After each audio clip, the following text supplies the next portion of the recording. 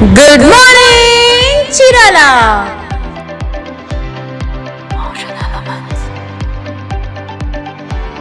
నమస్తే, good morning Chirala కార్యక్రమానికి స్వాగతం.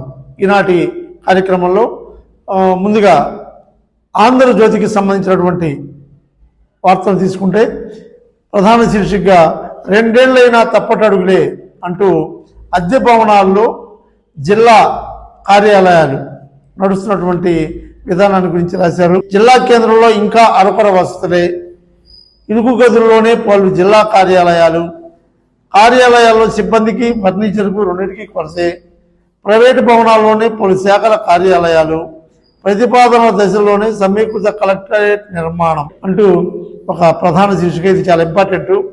మనకి జిల్లా కేంద్రం దాదాపు 2 ఏళ్ల పైన పూర్తి అవుతా ఉంది. కలెక్టరేట్ కొత్త భవనం కట్టడానికి ఆల్రెడీ నివేదికలు ఎస్టిమేషన్లన్నీ పంపడం కూడా జరిగింది.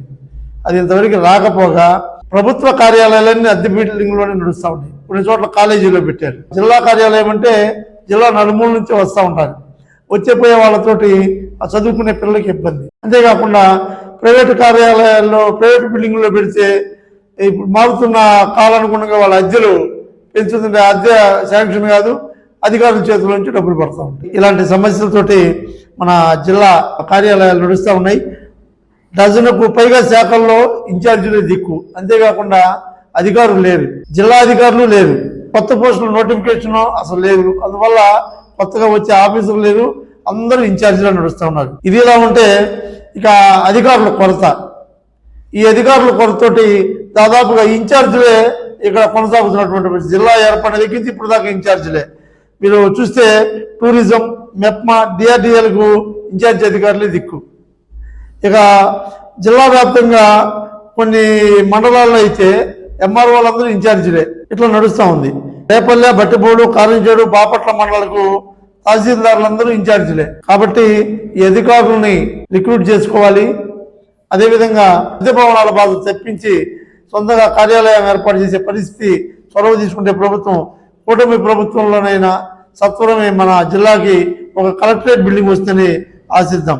దాదాపుగా 1500 మంది సిబ్బంది మనకి కొడుతుందంట జిల్లా వ్యాప్తంగా. అది రెవెన్యూ విభాగంలో 200 మంది కొడుతుంది. చూడండి ఎంతమంది అవుట్ సోర్సింగ్లను పెట్టుకొని పని నడిపించుకుంటున్నారు, కానీ సిబ్బందిని చేర్చుకోవడంలో అలసత్వం వహిస్తుంది. ఎందుకనో మరి ప్రభుత్వానికి తెలియాలి. దాదాపు 15 విభాగాలు, వ్యవసాయ సహకార సంఘం, బీసీ కార్పొరేషన్, సమగ్ర శిక్షా అభియాన్, విద్యాశాఖ, ఇంటర్మీడియట్, ఎస్సీ ఎస్టీ వెల్ఫేర్ కార్యాలయాలు ఇవన్నీ అద్దె బిల్డింగ్లోనే ఉన్నాయి. కాబట్టి సత్వరమే కలెక్టరేట్ నిర్మాణాన్ని చేపడితే ఈ అద్దెలు అధికారులు నెత్తి మీద పడే అద్దెల భారం తగ్గుతుంది. అదేవిధంగా సొంత కలెక్టరేట్ భవనం అంటూ ఒక గుర్తింపుగా మనకు ఉంటుంది. దానికి తగ్గట్టుగా ఈ అధికారులు రిక్రూట్మెంట్, సిబ్బంది రిక్రూట్మెంట్ కూడా చేసుకొని మరి పరిపాలన సాగిస్తే బాగుంటుందని చెప్పే ఈ వార్త. శిథిలమైన కొనసాగుతున్న పంచాయతీరాజ్ భవనం అంటూ కొన్ని బిల్డింగ్లు ఫోటోలతో రాశారు. తక్షణమే కలెక్టరేట్ భవనాన్ని కట్టాలని చెప్పి కూటమి ప్రభుత్వాన్ని తెలియజేసుకుంటూ మరొక వార్తకి వెళ్తే, అద్దంకిలో వరుస దొంగతనాలతో నిఘా పెంచిన పోలీసులు అంటూ ఒక వార్త. రాత్రి సమయంలో శివారు ప్రాంతాలు, ప్రధాన రోడ్లు, సింగరాయ కొండలో తనిఖీలు, సీసీ కెమెరాలకు మరమ్మతులు. అద్దంకిలో మనం చూసాం, వరుసగా దొంగతనాలు జరిగినాయి. తలుపులు పగలగొట్టి మనుషులు ఇళ్లలో నిద్రపోతున్నా సరే దొంగతనాలు జరిగినాయి. అదేవిధంగా పర్చూరులో అయితే 12 దాటకు ముందే ఒకే రోజు 7 షట్టర్లు పగలగొట్టి దొంగతనాలు జరిగినాయి. పర్చూరు చుట్టుపక్కల, మాటూరు చుట్టుపక్కల, ఇంకోటి చుట్టుపక్కల ప్రాంతాల్లో అయితే దేవాలయాల హుండీని టార్గెట్గా చేసుకుని దొంగతనాలు జరిగినాయి. ఎన్నో దొంగతనాలు. ఈ దొంగతనాలన్నీ పోలీసులకి ఛాలెంజ్గా మారి సత్వరమే కఠినమైన నిఘాని ఏర్పాటు చేసినట్టుగా మనకు తెలుస్తూ ఉంది.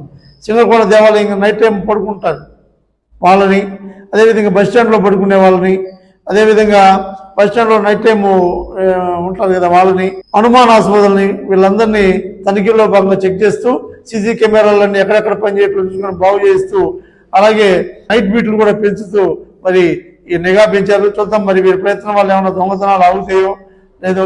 ఒకటండి, పోలీసులు చర్యలు, పోలీసులు నిఘా సరిపోలేదు, పోలీసులు బీట్ చూడటం లేదు అని వాళ్ళ మీద నిందలేసే కంటే వాళ్ళు చెప్పిన సూచనలు మనం పాటించే మనం కూడా కొంత పోలీసులు సహకరిస్తే ఖచ్చితంగా ఈ దొంగతనాలు ఇక్కడ దొంగతనాలు పోలీసుల వల్ల నిఘా వల్ల తగ్గుతాయి అని వాళ్ళ మీద వేయటం అనేది తప్పు. వాళ్ళ డ్యూటీ వాళ్ళు చేస్తారు. వాళ్ళు చెప్పిన సూచన మనం పాటించాలి కదా. ఇప్పుడు టౌన్లో అయితే వార్డు వారి బీట్లు వేస్తూ ఉంటారు, పల్లెటూరులో ఎవరు వేస్తారు నిఘా? పల్లెటూరులో పోలీసులు ఒకసారి ఇచ్చేస్తారు, ఆ తర్వాత దొంగతనం చేస్తే ఎవరు? అందుకని స్వయంగా మనం కూడా కొంత పోలీసు సూచనలు పాటిస్తే దొంగతనం అరికట్టచ్చు అనేది చక్కని వార్త. ఇక ఇంకో వార్తకి వెళ్తే రేషన్ డీలర్ల భర్తీకి 9న పరీక్ష. జిల్లాలో చీరాల డివిజన్లో 10 మండలాల్లో ఖాళీగా ఉన్నటువంటి రేషన్ డీలర్లకు ఆ పరీక్ష నిర్వహిస్తున్నట్టు ఈ నెల 9వ తారీఖున పరీక్ష నిర్వహిస్తున్నట్టుగా ఆర్డీఓ చంద్రశేఖర్ నాయుడు గారు తెలిపారు. మరి అర్హులైన అందరూ ఈ ఎగ్జామ్ని పాల్గొని ఈలోపు వాళ్ళ ఎంఆర్ఓ కార్యాలయాల్లో వివరాలు తెలుసుకుని అర్జీలు పెట్టినట్టయితే 9వ తేదీన జరిగే రాత పరీక్షలో పాల్గొని మరి డీలర్షిప్ను పొందేటువంటి అవకాశం ఉందని తెలియజేస్తున్న రాత. అదేవిధంగా తాటికల్లు శాంపిల్స్ సేకరణ అంటూ ఒక వార్త రాశారు. చీరాల పరిధిలో దొండుబాట, జాండ్రపేట తదితర ప్రాంతాల్లో అమ్ముతున్నటువంటి కళ్ళుని ఎక్సైజ్ అధికారులు శాంపిల్ సేకరించి పరీక్షలు పంపారు. ఎందుకంటే తాటి కళ్ళు పేరుతో ఏమన్నా రసాయనాలు కలిపి ఏమన్నా అమ్ముతున్నారా, కల్తీ కళ్ళు ఏమన్నా అమ్ముతున్నారా అంటూ ఈ మద్యం రేట్ల దృష్ట్యా మరి కళ్ళు తాగేటువంటి పరిస్థితులు కూడా పేద ప్రజా వర్గాలు ఉంటుంది కాబట్టి ఖచ్చితంగా మరి వాటి పరీక్షలు పంపించి పరీక్షలు నిర్వహించి వాటిని స్వాధీనం చేసుకునే కాకుండా ఎక్సైజ్ శాఖ సిఐ నాగేశ్వరరావు గారి ఆధ్వర్యంలో సాయంకాలంలో అక్రమంగా అమ్ముతున్నటువంటి 10 మద్యం బాటలను కూడా పట్టుకోవడం జరిగిందంటే ఈ వార్త రాశారు. ఇక ఈనాడు పేపర్ తీసుకుంటే హార్బర్ లో కొనసాగుతున్న ప్రమాద సూచిక అంటూ ఒక వార్త రాశారు. బంగాళాఖాతంలో పెంజిల్ తుఫాన్ ప్రభావం ఉండడంతో హార్బర్ 3వ నెంబరు ప్రమాద సూచికను కొనసాగిస్తున్నట్టుగా పోర్టు కన్వీనర్ మోకా వెంకట రామారావు తెలిపారు. ప్రమాద సూచిక కొనసాగించాలని విశాఖపట్నం వాతావరణ శాఖ అధికారులు ఆదేశించారని చెప్తూ ఆయన ఈ నిర్ణయం తీసుకున్నారు. బోట్లన్నీ నిజాంపట్నం దగ్గర నుంచి మన వాడరేవు దాకా కటారిపాలెం దాకా తీర ప్రాంతంలో బోట్లన్నీ దరికి చేరినాయి అని చెప్పారు.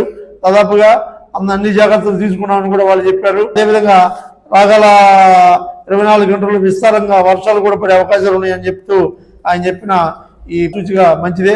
అదేవిధంగా ఇంకో వార్తకు వెళ్తే పచ్చిమిర్చి కొనుగోలులో దళారుల దందా అంటూ ఒక వార్త రాశారు. పతనమైన పచ్చిమిర్చి ధర రైతుల్లో ఆందోళన అంటూ రాసిన ఈ వార్త నిజంగా చాలా ఈ తుఫాను అవకాశవాదాన్ని తీసుకొని రైతుల యొక్క అవసరాన్ని లోపరుచుకొని రైతుల యొక్క అమాయకత్వాన్ని ప్రభుత్వం నుంచి అందే సహాయానికి నోచుకున్నటువంటి రైతులను ఏ విధంగా పీల్చి పిప్పి చేస్తున్నారో దళారులు, పురుగు మందులు అమ్మేవాళ్ళు చేస్తున్నారో చూసే వార్త. అద్దంకి నియోజకవర్గం అత్యధికంగా పచ్చిమిరపకాయ ఎగుమతి అయ్యే కొమ్మాలపాడు ప్రధాన వాణిజ్య కేంద్రం ఒకటి ఉంది. కూడలు మిర్చి కొనుగోలుదారులు ఎక్కువగా మిర్చి కొంటూ ఉంటారు. అక్కడ రైతులకి భయంకరమైన ఆందోళనతో కూడినటువంటి అంశాలు ఎదురవుతూ ఉన్నాయి. పచ్చిమిర్చి ఇతర రాష్ట్రాల్లో తెలంగాణలో ఎక్కువ రేట్లు పలుకుతూ ఉంటే ఆంధ్రప్రదేశ్లో తక్కువ రేటు పలకడంతో పాటు దయనీయమైన పరిస్థితి. చూడండి, ఉదాహరణకి వెళ్తే హైదరాబాద్లో కింటా 3,000 కొంటున్నారంట. ఇది డిసెంబర్ నెల 1వ తారీఖు తర్వాత రేట్లు ఏమి? హైదరాబాద్లో కింటా 3,000, హైదరాబాద్లో 5,000, చెన్నైలో 5,300 పడుతుంటే కొమ్మాలపాడులో మాత్రం కేవలం 1,500 పడిపోయిందంట పచ్చిమిర్చి కింటా రైతు. చూడండి ఎంత దారుణం. వీళ్ళ దగ్గర 1,500 కొనుక్కెళ్ళి అక్కడ 5,000, 6,000 రూపాయలు అమ్ముకుంటుంటే ఇక రైతులకి ఏముంటుంది? కట్ చేస్తే అంకినవారిపాలెం, కొమ్మాలపాడు, ఏల్చూరు, మామిడిపల్లి, కుందూరు, రామాంజనేయపురం, సిఎస్ గుడిపాడు గ్రామాల్లో 1,850 పైగా కుటుంబాలు కేవలం 3,600 ఎకరాల పైన ఈ పచ్చిమిర్చి సాగు చేశారు. ఇప్పుడు చెప్పిన గ్రామాల వాళ్ళందరూ చేశారు. ఈసారి అధిక దిగుబడి రావడంతో రోజుకి 1,500 టన్నులు ఎక్స్పోర్ట్ చేస్తున్నారు. తెలంగాణ కానీ, తమిళనాడు కానీ, ఇతర రాష్ట్రాలకి పచ్చిమిరపకాయలతో పాటు ఎక్స్పోర్ట్ చేస్తూ ఉన్నారు. నవంబర్ నుంచి రికార్డు స్థాయిలో 1,500 నుంచి 1,200 పడిపోయింది రేటు నవంబర్ తర్వాత. ఎందుకంటే వీళ్ళు బ్లాక్మెయిల్ చేస్తూ ఉన్నారు. ప్రభుత్వం కొనాల్సిన ధర ప్రభుత్వమే కొంటలా. ఎందుకు కొనట్లేదు? ప్రభుత్వం వాళ్ళు ఏం చెప్తున్నారు? మాకు అసలు ఇవి కొనేటువంటి రూల్స్ లేవు. మా రూల్స్ ప్రకారం ఉల్లిపాయలు, టమాటాలు, బంగాళాదుంప మాత్రమే రేటు నిర్ణయించేది మాకుంది, పచ్చిమిరపకాయలు మాకు సంబంధం లేదని చెప్పి మళ్ళీ జిల్లా అగ్రిటెక్ మార్కెటింగ్ వాళ్ళు చేతులెత్తి ఇక వీళ్ళకి ప్రభుత్వం నుంచి రావాల్సిన ఈ రైతులకు సహకారంగా రావాల్సిన 20,000 రూపాయలు రాకపోవడంతో వీళ్ళు దళారుల దగ్గర, పురుగు మందు షాపుల దగ్గర అప్పు తెచ్చుకొని వ్యవసాయం చేశారు. వాళ్ళేమో మేమమ్మి చెప్పిన రేటుకి అమ్మాల్సిందని బ్లాక్మెయిల్ చేస్తూ ఉన్నారు. చూడండి ఎంత దుర్భరమైన పరిస్థితి. 3,600 ఎకరాలు పచ్చిమిర్చి రోజు 1,500 టన్నులు ఎక్స్పోర్ట్ చేసే పరిస్థితుల్లో ఉంటే బ్లాక్మెయిల్ గా ఇంకేముంటుంది. దీన్ని తక్షణమే ప్రభుత్వం ఒక నిర్ణయం తీసుకొని ఈ రైతులను ఆదుకోవాలని తెలియజేసే ఈ వార్త. మిర్చి కొనుగోళ్లపై దళారుల దందా చక్కగా మంచి ఇంపార్టెంట్ వార్త, ప్రభుత్వం దృష్టిలోకి తీసుకోవాల్సినటువంటి వార్త. ఇక మరొక వార్తకి వెళ్తే పెట్టుబడి పేరిట వచ్చే లింకులు జోలికి వెళ్ళొద్దు అంటూ పోలీసు వారి హెచ్చరికతో కూడినటువంటి వార్త. ఎస్పీ తుషార్ డూడి గారి సందేశం. వాట్సాప్ లో కానీ టెలిగ్రామ్ లింకుల్లో కానీ సోషల్ మీడియాలో మీకు పలానా వ్యాపారంలో పెట్టుబడి పెట్టండి, అతి తక్కువ పెట్టుబడితో ఎక్కువ లాభాలు వస్తాయి, లేదా మీకు ఇమ్మీడియట్లీ హ్యాండ్ లోను, తక్షణమే లోన్ పొందండి. ఇప్పుడు ఆర్థిక ఇబ్బందులు ఉన్న పరిస్థితుల్లోకి అవి బ్రహ్మాండంగా కనపడతాయి. ఆ యాప్ అంత తక్షణమే 2 లక్షలు రుణం పొందండి, ఎటువంటి షూరిటీ లేకుండా.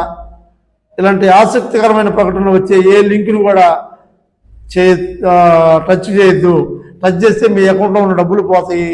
ఇవి ఇప్పుడే కాదండి, ఒకవేళ మా అకౌంట్లో డబ్బులు లేవు అనుకొని టచ్ చేసినా రేపు ఎప్పుడైనా అకౌంట్లో డబ్బులు పడినప్పుడు ఎత్తేస్తారు. కాబట్టి ఇంత ప్రమాదకరమైన పరిస్థితుల్లో సోషల్ మీడియా ఉందని చెప్పి ఈ సోషల్ మాధ్యమాల్లో వాట్సాప్లు టెలిగ్రాముల్లో అలర్ట్గా ఉండాలని చెప్తూ ఇన్కేస్ ఏదైనా డబ్బులు కనుక పొరపాటున మోసపోయి పోతే 1930 నెంబర్కి 1930 నెంబర్కి కాల్ చేసినట్టయితే మరి మీ డబ్బులు తిరిగి రాబట్టేటువంటి ప్రయత్నం చేయొచ్చు అంటూ చెప్పే ఈ వార్త చాలా ఇంపార్టెంట్గా మనం చూడవచ్చు. అదేవిధంగా గుళ్ళకమ్మలో నీటి నిల్వ, రైతులు మత్స్యకారులు ఆనందం అంటూ వచ్చిన ఈ వార్త గతంలో మన ఒక 4-5 రోజుల క్రితం మనం చెప్పుకున్నాం. గుళ్ళకమ్మలో 2వ నెంబరు 3వ నెంబరు గేట్లు పోయి వేలాది క్యూసిక్ నీరు ఊరక సముద్రం పాలైపోతా ఉంది. మరి నీళ్లు లేక బోట్లన్నీ చేపలు పట్టే పరిస్థితి లేక దాదాపు 400 కుటుంబాల మత్స్యకారులు ఆ బజార్ను పడే పరిస్థితి. అంతేకాకుండా వ్యవసాయాలకు అవసరమైన నీళ్లను కూడా ఉంచుకునే పరిస్థితి లేదు అంటూ వచ్చిన వార్తకి స్పందనగా గేట్లన్నీ తక్షణమే కాంట్రాక్టర్ని పిలిచి వాళ్ళకి కావాల్సిన అవసరాన్ని ప్రభుత్వం ఏర్పాటు చేసినట్టుగా తెలుస్తా ఉంది. ఈ కూటమి ప్రభుత్వం వచ్చిన 15 గేట్లకు మరమ్మతులు చేయించేశారు. చక్కగా నీటితో కలకలలాడుతూ ఉంది. మరి డిసెంబరు నెలాఖరు కల్లా 24-28 మీటర్ల మేర డ్యాంలో నీళ్లు నింపుతామని చెప్పి అధికారులు చెప్తా ఉన్నారు. ఇప్పుడు మత్స్యకారులకి అవసరమైనటువంటి రైతులకి ఒకంత ఈ జలకళతో మొహం ఆనందంతో వెల్లివిరుచుకుంటూ వచ్చిన ఈ వార్త చాలా ప్రశంసించదగ్గ వార్త. అంతేకాకుండా మరొక వార్తకి వెళ్తే ఇంటికి సౌర వెలుగులు అంటూ వచ్చిన ఈ వార్త. సూర్యఘర్ అనేటువంటి ఒక కాన్సెప్ట్ కేంద్ర ప్రభుత్వం ఇచ్చిన ఒక కాన్సెప్ట్ తో ప్రతి ఇంటికి, ప్రతి హోటల్కి, ప్రతి ప్రభుత్వ భవనాలకి సోలార్ ఇచ్చేసినట్టయితే మరి తక్షణమే మనం విద్యుత్ అంతరాయాల నుంచి, విద్యుత్ కొరత నుంచి బయటపడేటువంటి కాన్సెప్ట్ కాబట్టి చక్కగా దీన్ని ఎంకరేజ్ చేసే విధంగా ఈ వార్త. దాదాపుగా ఈ సూర్యఘర్ కి అప్లై చేయాల్సిన వాళ్ళు గూగుల్ ప్లే స్టోర్ లోకి వెళ్ళి సూర్యఘర్ అనే యాప్ని కనుక డౌన్లోడ్ చేసుకుంటే ఒక 1190 రూపాయలు చెల్లించి అది మన ఆధార్కి కరెంట్ సర్వీస్ నెంబర్కి అనుసంధానం చేసి ఓకే చేస్తే అది 1390 రూపాయలు అందులో చెల్లించినట్టయితే వెంటనే మన సమాచారం విద్యుత్ శాఖలో కనెక్ట్ అవుతుంది. వాళ్ళు మన ఇంటికి వచ్చి వివరాలు చెప్పి మన ఇంటికి ఈ సోలార్ ప్యానెల్ ఎలా ఏర్పాటు చేసుకోవాలి, మన ఇంటిని సూర్యఘర్గా ఎలా మార్చాలి అనే కాన్సెప్ట్ తెలియజేసే అవేర్నెస్ వార్త. ఇది ఖచ్చితంగా చాలా మంచిదండి. ప్రతి ఇంటికి, ప్రతి హోటల్కి, ప్రతి లాడ్జీలకి, ప్రతి ప్రభుత్వ కార్యాలయాలకి కమర్షియల్గా వాడేవాళ్ళు ఈ ప్రక్రియని అవలంబించినట్లయితే మనకు కావలసిన కరెంట్ని వాడుకొని మిగిలిన కరెంట్ని మన ప్రభుత్వానికి అమ్మి ప్రతి నెల ఆదాయం పొందేటువంటి అవకాశం. కాబట్టి అవకాశం ఉన్న ప్రతి ఒక్కళ్ళు ఇమ్మీడియట్గా ఈ సూర్యఘర్ కాన్సెప్ట్ని ఫాలో అవ్వాలని చెప్పి తెలియజేసుకుంటూ మంచి వార్త, మంచి డబ్బులు కూడా వస్తాయి. అదేవిధంగా భక్తులకు మెరుగైన సేవలు అంటూ చీరాల ఎమ్మెల్యే కొండయ్య గారికి సంబంధించిన ఒక వార్త. మరి కార్తీక మాసం మొత్తం ఎవరైతే సిబ్బంది ఉన్నారో మెరైన వాళ్ళు కానీ, అదేవిధంగా స్థానిక పోలీసులు, గజేతగాళ్ళు, అక్కడ సంబంధించిన పంచాయతీ సెక్రటరీ పరిస్థితుల విషయంలో కానీ చక్కగా పనిచేశారంటూ వాళ్ళని ప్రశంసిస్తూ ఆయన ఈ వార్తను ప్రకటించారు. కార్తీక మాసం మనకున్న సముద్ర తీరానికి ఒక మన చీరాల పరిసర ప్రాంతాలే కాకుండా హైదరాబాద్ నుంచి పర్యాటకులు విపరీతంగా వస్తున్నారు. ఈ మధ్య పర్యాటక రంగం పెరిగింది కాబట్టి అక్కడ విపరీతమైనటువంటి జనసందోహాలతో కలకలలాడుతూ ఉంటుంది. ఈ పరిస్థితుల్లో ప్రత్యేకమైనటువంటి పోలీసు వారు, మెరైన్ పోలీసు వారు, అట్లాగే లోకల్ పంచాయతీ వాళ్ళు ఒక జాయింట్ కలెక్టర్ గారి ఆధ్వర్యంలో చక్కని పర్యవేక్షణ నిర్వహించి ఎటువంటి ఇబ్బందులు లేకుండా కార్తీక మాస స్నానాల కార్యక్రమాన్ని విజయవంతం చేసినందుకు ఎమ్మెల్యే కొండయ్య గారు వాళ్ళని అభినందించినట్టుగా రాశారు వార్త. సాక్షిలో ప్రధాన వార్తగా ప్రభుత్వ కొనుగోల్మాల్ అంటూ ఒక రైతుకు సంబంధించినటువంటి ఒక వార్త రాశారు. ఈ ధాన్యం కొనుగోలుకు సంబంధించినటువంటి వార్త. ప్రభుత్వం ఆర్భాటంగా ఏర్పాటు చేసిన ధాన్యం కొనుగోలు కేంద్రాలు అలంకారప్రాయంగా మారాయి. అంతేకాకుండా రైతులను ఆదుకోవడం లేదు. ధాన్యం కొనుగోలులో అధికారులు ముప్పు తిప్పులు పెడుతున్నారు. తొలుత 17 లోపే తేమ శాతం ఉంటే కొంటామంటున్నారు. ఇప్పుడు 20% పెంచిన కొత్త మెలికి పెట్టి కొనకుండా తాత్సారం చేస్తున్నారు అంటూ రైతులు ధాన్యం కొనుగోలు మీద ఈ వార్త రాశారు.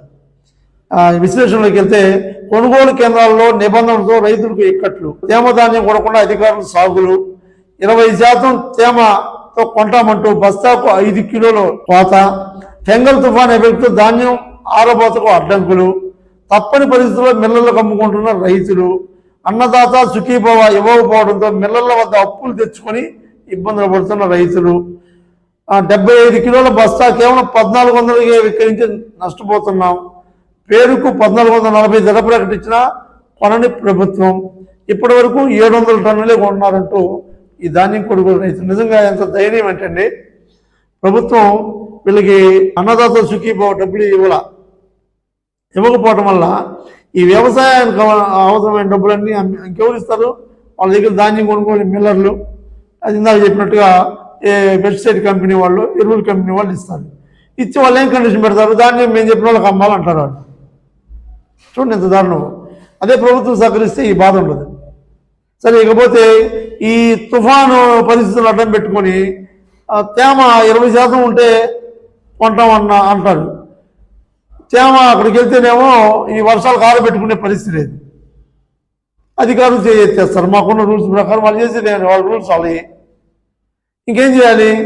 తడిస్తే మొక్క వచ్చిదేమో భయం, ఎవరికి అమ్ముకోవాలి. ఇంక ఎమ్మటి దేగల్లాగా దళారులు ఉంటారు పక్కనే, వాళ్ళకి అమ్ముకుందామని చూస్తే తక్కువ ధర. చూడండి ఎంత దారుణం. 1400 రూపాయలు కిలో కింటాలు అమ్ముతున్నారంటే గవర్నమెంట్ 1750 రూపాయలు కొంటానంది. ఈ దళాలు బ్లాక్మెయిల్ చేసి వర్షాన్ని తుఫాన్ని అడ్డం పెట్టుకొని 1400, 1300, 1200 కూడా కొంటున్నారు. ఏంది పరిస్థితి? చూడండి రైతులు ఎంత దారుణంగా మోసపోతున్నారంటే, జిల్లా వ్యాప్తంగా ప్రభుత్వం 150 కొనుగోలు కేంద్రాలు పెట్టింది. 150 కొనుగోలు కేంద్రాల వల్ల ఒరిగింది ఏం లేదు. అందులో 78 పనిచేస్తున్నాయి. ఆ 78 ద్వారా మనకి ఇప్పటికి కొనింది ఎంత అంటే 700 టన్నులు మాత్రమే కొన్నాం. మొత్తం 3600 టన్నులు ఉన్నాయి. 3600 టన్నులు 2 లక్షల ఎకరాల్లో ప్యాడీ సాగు చేస్తే ప్రభుత్వం వాళ్ళు ఇప్పుడు కొనింది 700 టన్నులు. ఎంత దారుణమైన పరిస్థితి. దిగుబడి బాగున్న రైతుల దగ్గర ధరలు లేవు. 1200, 1300 కొన్నారు. ఇంతవరకు రైతులకి ఇస్తున్న సుఖీభావ సంబంధించినటువంటి రైతులకు సంబంధించి 20,000 రూపాయలు ఇస్తామని ప్రకటించింది గవర్నమెంట్. రూపాయి కూడా ఇవ్వాల. ఈ అప్పులతో చచ్చిపోతా ఉన్నారు. దాదాపుగా బాపట్ల, రేపల్లె, చీరాల వ్యవసాయ డివిజన్లో ఖరీఫ్లో 2,16,000 ఎకరాల్లో ఈ వరి సాగు చేశారు రైతులు. దాదాపు 5,62,000 మెట్రిక్ టన్నుల ధాన్యం దిగుబడింది అంచనా. మరి ఇప్పుడు 700 టన్నులు కొన్నారు. మిగతాది ఎప్పుడు కొంటారు? ఈ పరిస్థితి ఏంది? రైతుల పరిస్థితి ఏంది? కాబట్టి గవర్నమెంట్ సత్వరమే మంచి నిర్ణయం తీసుకొని రైతులను ఆదుకునే పరిస్థితుల్లో ఆలోచన చేయాలంటూ చేసిన వార్త ఒకంత అభినందనీయం. ఇక మరొక వార్తకి వెళ్తే, బాబు షూరిటీ బాధుడి గ్యారంటీ అంటూ అద్దంకి నియోజకవర్గం వైసీపీ ఇన్ఛార్జ్ హనుమరెడ్డి గారి ప్రెస్ మీట్కి సంబంధించిన ఒక వార్త రాశారు. వైఎస్ఆర్సీపీ అద్దంకి నియోజకవర్గ ఇన్ఛార్జ్ పానెం హనుమరెడ్డి ఎన్నికలకు ముందు విద్యుత్ ఛార్జీలు పెంచమని వాగ్దానం, అధికారంలోకి వచ్చాక హామీని తొంగలోకి తొక్కిన కూటమి ప్రభుత్వం, ప్రజలను మోసం చేయడంలో బాబు బ్రాండ్ అంబాసిడర్ అంటూ ఈయన పానెం హనుమరెడ్డి అని మన ఓడిపోయాడు అద్దంకిలో వైసీపీ తరఫున. ఆయన press meet.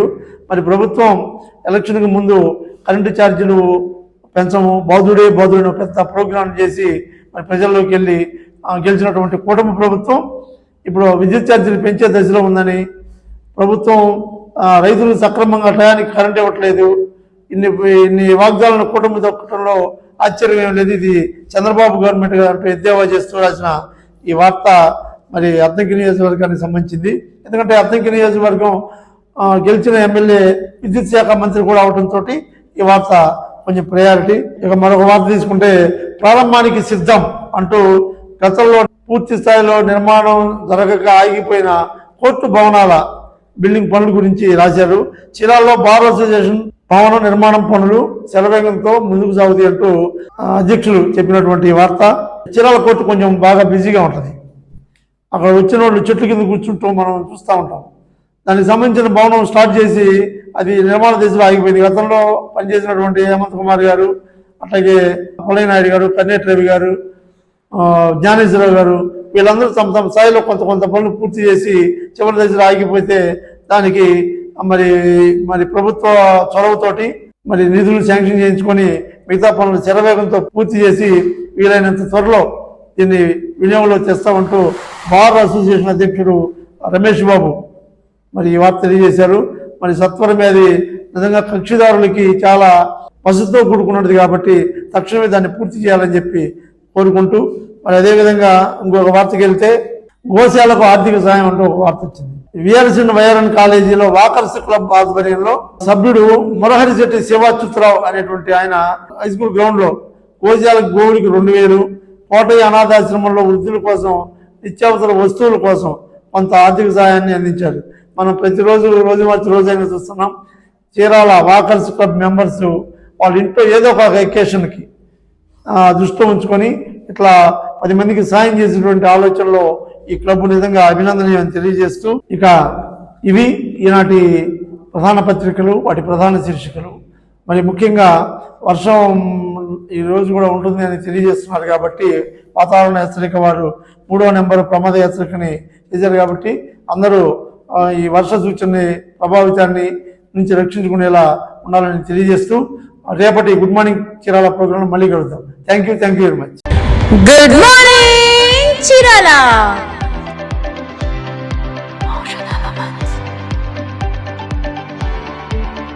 Good morning Chirala. Chirala, Parchur, Addanki తదితర ప్రాంతాలలో ఏం జరుగుతుంది, ఏ న్యూస్ పేపర్లో ఏమి ప్రచురించారు, ఎక్కడెక్కడ ఈరోజు ఏ కార్యక్రమాలు జరుగుతున్నాయి, ఏ న్యూస్ పేపర్ దేనికి ప్రయారిటీ ఇచ్చింది తదితర అంశాలను ప్రతిరోజు మీ దృష్టికి తీసుకొచ్చే ఏకైక కార్యక్రమం గుడ్ మార్నింగ్ చీరాల. మీ అభిమాన ఎస్బీసీలో ప్రతిరోజు ఉదయం 9 గంటలకు మీకోసం. Good morning Chirala.